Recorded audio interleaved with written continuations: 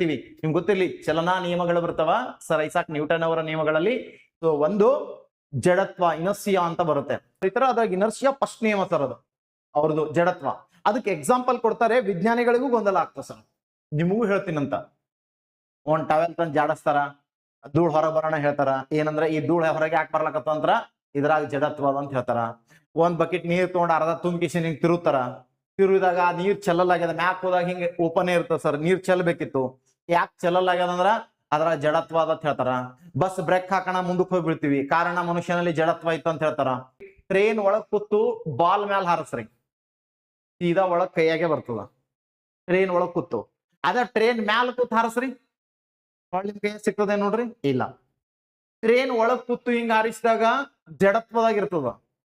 ಒಳಗಡೆ ಇರ್ತದ ವಸ್ತು, ಒಳಗಡೆ ಇತ್ತಂದ್ರ ಆ ವ್ಯಕ್ತಿಯಲ್ಲಿ ಎಷ್ಟು ಜಡತ್ವ ಇರ್ತದ, ಆ ಬಾಲ್ ಅಲ್ಲೂ ಕೂಡ, ಆ ಚೆಂಡಲ್ಲೂ ಕೂಡ, ಆ ಆಪಲ್ ಗಿಪ್ಪಲ್ ಹಾರಿಸಿದ್ರ ಅದರಲ್ಲೂ ಕೂಡ ಅಷ್ಟ ಜಡತ್ವ ಇರ್ತದ.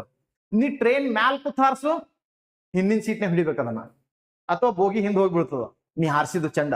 ಆದ್ರ ಅದ ಒಳಗ್ ಕೂತಾಗ ಹಿಂಗ ಹಾರಿಸು, ಹಿಂದಿನ ಹಿಡಿತಾನೆ ನೋಡ್ರಿ, ಇಲ್ಲ, ನಿಮ್ ಕೈಗೆ ಸಿಗುತ್ತೆ.